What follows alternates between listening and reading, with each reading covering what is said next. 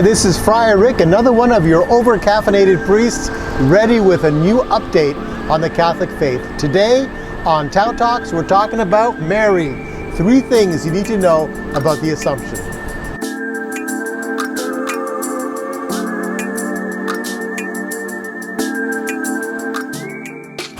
Hi everyone, welcome back to Tau Talks. I'm Adam Eichelberger and I'm joined as always by our pastor, Friar Rick.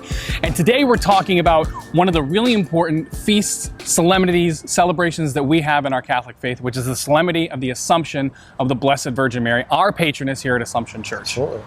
So one of the things we wanted to talk about, besides the 3 things that we think every Catholic should know about the Assumption, is a little bit of history about the Assumption. The feast, or the solemnity of the Assumption of the Blessed Virgin Mary was an ex cathedra announcement or teaching by the Pope on November 1st, 1950. And this is, I'm going to make sure I get this phrase right. Munificentimus Deus, most bountiful. Most bountiful God. Right. So this is something that was requested by the bishops as a feast for us as Catholics to be able to better celebrate and connect with Mary. Sure. So for centuries, people have prayed and held the devotion of the Assumption of the Blessed Virgin Mary. But it wasn't until 1950 that it was officially defined by the Church. And so it was given to the Universal Church as an official feast for us to celebrate. It's awesome. So what do you think are the 3 things that people need to know when we talk about the Assumption? Well, one of the big things that, and it's controversial, is 1, did Mary die or not die before she was assumed into heaven? So Orthodox Christians believe that she did not die. They talk about the dormition. So she fell asleep and the angels came and lifted her to heaven. Catholics believe that she did die. And Pope John Paul II had the most cogent argument for that, in that he said, you know, how could the mother be better than the son? If Jesus died to get into heaven, to return to the Father, Mary must have as well. Sure. So either way, died or not died, she was assumed bodily and soul into heaven with her body intact. Right. One of the second things that we talk about when we talk about the Assumption of the Blessed Virgin Mary is... Number 2, she's not the first to be assumed into heaven. That's right. Who was the first one? Elijah. No, Enoch. Enoch. Dang it, I always get it. Enoch. I think he was the first. Yeah. Enoch was a man who lived... he was one of the ancestors of Noah. Mm-hmm. They call him an antediluvian because he was before the flood. And they say in the scriptures, and it's in the book of Genesis, and then Paul refers to him, or the author of Hebrews refers to him as being just taken up by God. God just picked him up. Right. And also the prophet Elijah, obviously. The prophet Elijah. Elijah was taken into a chariot up to heaven, and that's in the book of Kings. That's right. Third most important thing that Catholics need to remember when we talk about the Assumption of the Blessed Virgin Mary. Most important thing of all.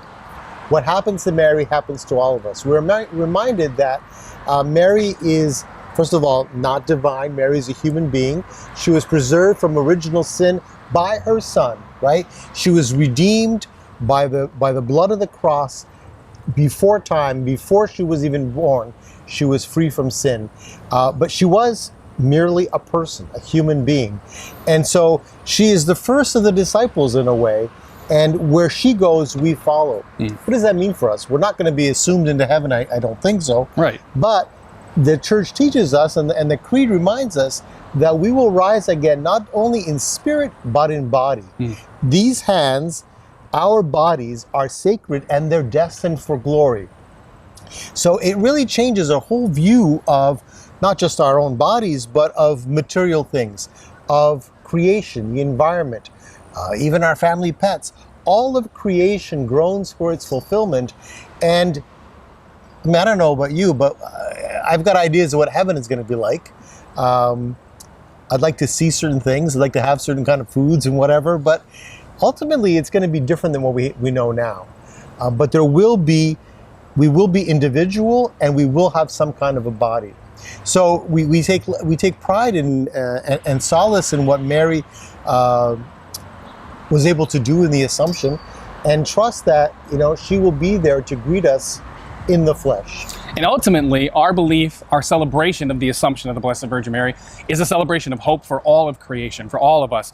You know, sometimes, like I know, like my grandparents will sometimes joke around with me and say, like, you're not going to be able to take all those tattoos with you. Well, maybe I do get to take them with me when I'm reunited body and soul in heaven. That we are one creation, and all of, like you said, all of creation is redeemed through Jesus, and we'll be with God in heaven forever. Absolutely.